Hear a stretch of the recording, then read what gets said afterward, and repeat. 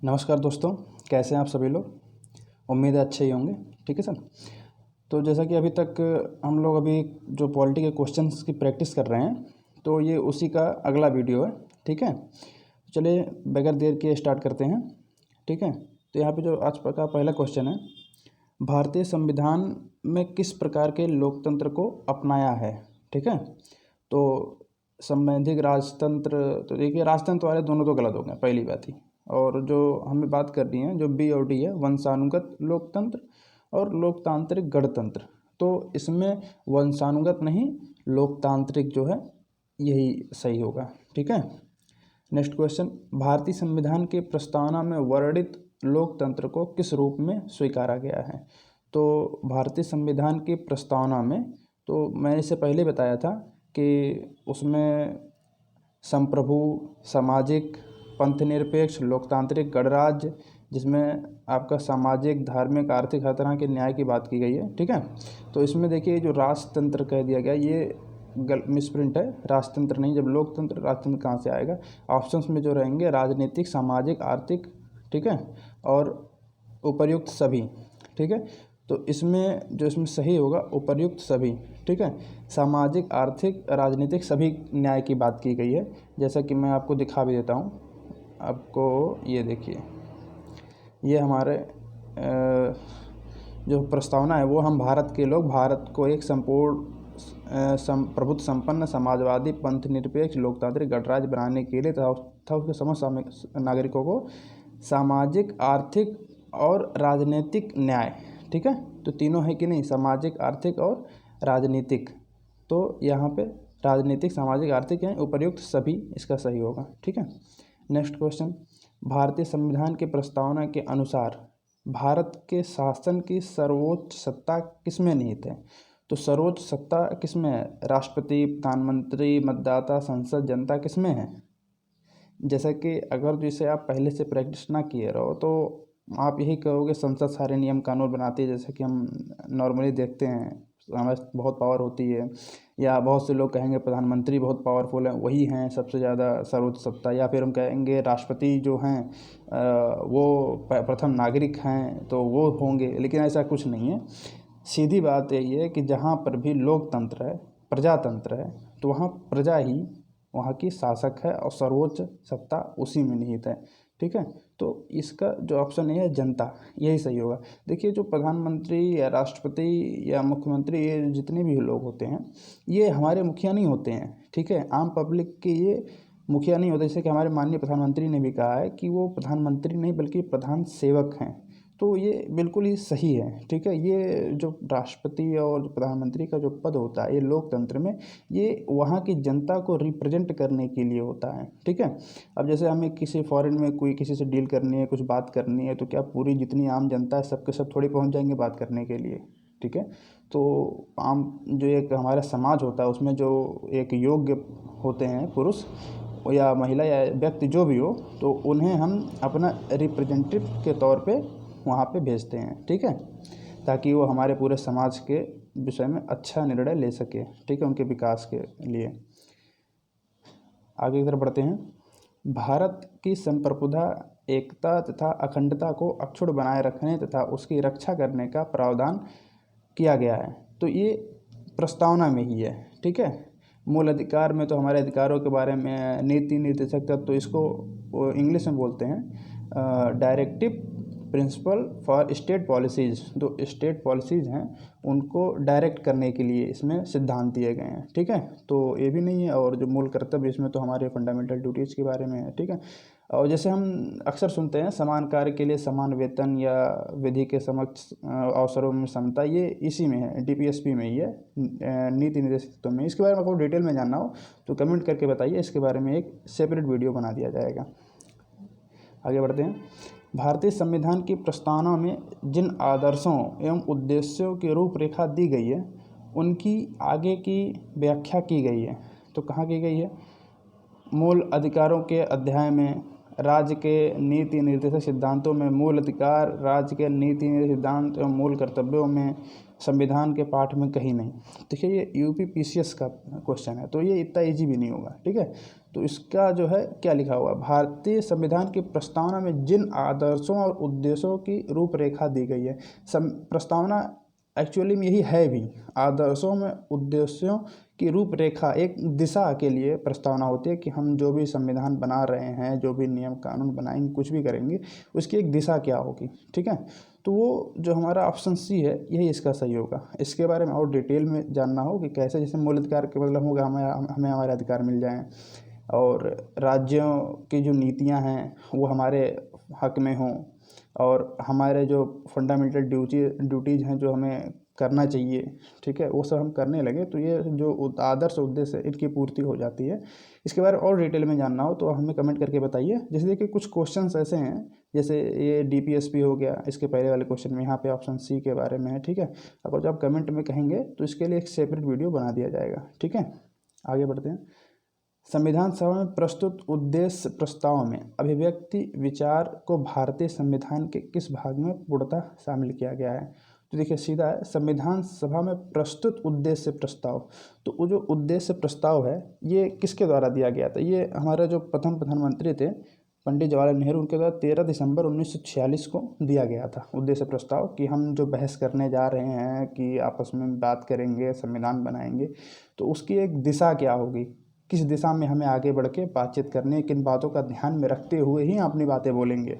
तो उसी को उद्देश्य प्रस्ताव, बाद में उसे 22 जनवरी 1947 को संविधान सभा के द्वारा स्वीकार कर लिया गया, और उसी को प्रस्तावना कहते हैं। ठीक है, आगे बढ़ते हैं। भारतीय संविधान की प्रस्तावना से क्या स्पष्ट नहीं होता है। संविधान के स्रोत ये होते हैं कि जैसे हम सिर्फ अपना संविधान जानेंगे तो थोड़ी पता चलेगा कि कौन सा स्रोत है, क्या स्रोत नहीं है। जब हम दूसरों को भी संविधान के बारे में जानेंगे, जैसे रसिया हुआ, अमेरिका हुआ, तो ना हमें समझ में आएगा कि वहाँ की झलक भी दिखती है। तो ये सही है, ये पता चलता है। शासन के ध्येयों का विवरण, तो कितनी देर से मैं कहता आ रहा हूँ कि वही दिशा ही दिखाने के लिए है। और संविधान को लागू करने की तिथि, यही देखिए, अभी मैंने प्रस्तावना दिखाया था ना, प्रस्तावना आप फिर से देख लीजिए। ठीक है, ये देखिए, इसमें जो है क्या, इसमें कोई क्वेश्चन को दोबारा देख लीजिए, संविधान को लागू करने की तिथि। ठीक है, तो इसमें देखिए संविधान के लागू करने की तिथि कहीं भी नहीं है। आप एक ये चीज़ देखेंगे 26 नवंबर 1949। ठीक है, तो देखिए इस डेट में को एतद द्वारा संविधान को अंगीकृत, अधिनियमित और आत्मार्पित करते हैं, ये 3 शब्द यूज किया गया है। लागू करने के लिए इसमें नहीं कहा गया है। ठीक है, तो अभी आपकी कन्फ्यूजन दूर होगी, थोड़ा सा वेट कीजिए। ठीक है, वो लागू करने में और वो जो 3 शब्द थे उसमें क्या फ़र्क है अभी आपको पता चल जाएगा। ठीक है, तो ये ऑप्शन सी ही स्पष्ट नहीं है। ठीक है, और संविधान को अंगीकृत, देखिए ये तीनों शब्द तो वहाँ पे थे लास्ट में, अंगीकृत, अधिनियमित, आत्मार्पित। ठीक है, तो ये डेट तो है जो 26 नवंबर 1949। ठीक है, बाकी लागू करने की जो तिथि है ये उसमें नहीं है, तो ये स्पष्ट नहीं होता है। ठीक, नेक्स्ट क्वेश्चन, निम्नलिखित में से किन उद्देश्यों को भारतीय संविधान उद्घोषित नहीं करता है। तो इसमें कौन सा है, सामाजिक, आर्थिक और राजनीतिक न्याय, ये देखिए है, और विचार, अभिव्यक्ति, विश्वास, धर्म, ये भी है, प्रतिष्ठा एवं अवसर की समता, अंतर्राष्ट्रीय शांति एवं सुरक्षा की समृद्धि। देखिए अब इस तरह से मैं बता दूंगा तो आपको थोड़ा सा कन्फ्यूजन होगा कि कैसे मैं कह रहा हूँ। देखिए सामाजिक, आर्थिक और राजनीतिक न्याय ये पहले में था, विचार, अभिव्यक्ति, विश्वास, धर्म और उपासना की स्वतंत्रता ये दूसरे में था, प्रतिष्ठा एवं अवसर की क्षमता ये तीसरे में था। तो यानी कि जो चौथा है, ठीक है, वो इसमें स्पष्ट नहीं होता है। ठीक है, देखिए इसको वीडियो को पॉज करके आप एक बार देख लीजिएगा। ठीक है, देखिए इसलिए मैंने प्रस्तावना ले आया ताकि आपको इसको रटना ना पड़े। प्रस्तावना एक बार अच्छे से पढ़ के समझ लेंगे तो ये क्वेश्चन इस तरह के जो घुमा फिरा के भी कुछ आता है तो आप आराम से कर ले जाएंगे। ठीक है, अगला क्वेश्चन, भारतीय संविधान की प्रस्तावना में देश का कौन सा नाम उल्लिखित है। तो देख लीजिए उसी में ही, अब यहाँ तो नकल कर ही सकते हैं आप, देख लीजिए, हम भारत के लोग, देखें यहाँ पे है भारत को, भारत नाम है, और इसमें आप ध्यान से देखेंगे तो इसमें सिर्फ भारत ही लिखा हुआ और तो कुछ लिखा है नहीं। तो यहाँ तो ऑप्शन में आप देखेंगे कि पहला है भारत और भारतवर्ष, दूसरा है भारत और हिंदुस्तान, तीसरा है भारत और इंडिया, चौथा हिंदुस्तान और भारतवर्ष। इस तरह तो चारों गलत हो गए, क्योंकि सिर्फ भारत लिखा हुआ है, तो कौन सा इसमें सही होगा।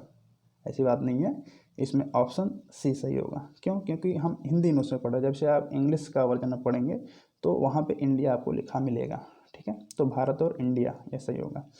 भारतीय संविधान किसके द्वारा स्वीकृत है? तो किसके द्वारा स्वीकृत में बोलता है नहीं, हम सब भारत के लोग, ठीक है। और यहाँ पे लास्ट में देखिए एतद द्वारा संविधान को अंगीकृत, अधिनियमित और आत्मार्पित करते हैं, स्वयं को अर्पित करते हैं हम सब भारत के लोग, ठीक है। अब इस तरह से आपको कन्फ्यूजन होगा कि संविधान सभा थी उस टाइम पे, वो उसमें बहस कर रहे थे, या संसद थी उसने स्वीकार किया था, तो इन्हीं में से कोई होना चाहिए, लेकिन ऐसी बात नहीं है। आप प्रस्तावना पढ़ेंगे तो उससे देखिए साफ साफ क्लियर होता है कि हम सब भारत के लोग, यानी भारत की सारी जनता उसे आत्मार्पित करती है, ठीक है। आगे बढ़ते हैं। भारत की संप्रभुता किस में निहित है? तो लोकतंत्र भारत है, और जो भी लोकतंत्र होता है, जनता होती है। देखिए यहाँ पे अभी आप संप्रभुता जो बिल्कुल से सॉवरेनिटी या हर चीज़ का निर्णय लेने का हक जो है, ठीक है। तो इस तरह से आप जो इस तरह से नॉर्मली सोचेंगे तो आप सोचेंगे राष्ट्रपति होगा क्योंकि स्टेट का हेड वही है, या प्रधानमंत्री होगा क्योंकि सारी नीतियाँ वही बनाते हैं, ठीक है। तो देखिए मैंने स्टार्टिंग में बोला था कि प्रधानमंत्री और राष्ट्रपति ये जितने पद हैं ये सिर्फ जनता को रिप्रेजेंट करने के लिए होते हैं। तो देखिए यहाँ पे वो चीज़ कन्फ्यूजन दूर हुई आपकी। तो इसका ऑप्शन डी सही होगा। भारत की जनता में लोकतंत्र का, प्रजातंत्र का मतलब प्रजा के ही शासक, ठीक है। तो वही सबसे बड़ी है। भारतीय संविधान को संविधान सभा द्वारा अंगीकृत किया गया। देखिए वहाँ पे अंगीकृत था ना लास्ट में, तो अंगीकृत किया गया है 26 नवंबर 1949 को, ठीक है। आगे बढ़ते हैं। भारत का संविधान पूर्ण रूप से तैयार हुआ, तो जिस दिन अंगीकृत हुआ 1949 को, 26, ये गलत है, 26 नवंबर 1949 को, ठीक है, ये सही होगा। आगे बढ़ते हैं। भारतीय संविधान कब अंगीकार किया गया? तो ये भी वही डेट है, ठीक है। अंगीकार 26 नवंबर 1949। और 26 जनवरी 1950 है, ये लागू करने की डेट है। जैसे हमारी आईपीसी या इंडियन पीनल कोड दंड संहिता, ठीक है, जैसे यहाँ देखिए भारतीय संविधान लागू हुआ था, तो जहाँ लागू होगा वहाँ आप सही करेंगे 26 जनवरी 1950 को। लेकिन जहाँ पे अंगीकृत या स्वीकार करने वाली बात होगी तो वहाँ 1949 को ही 26 नवंबर 1949 को 16 धाराएँ लागू करके बाकी की नहीं लागू की गई थी। अब वो 16 धाराएँ कौन कौन सी, इसके बारे में जानने के लिए आप कमेंट में बोलिए, अलग से वीडियो बना दिया जाएगा, ठीक है।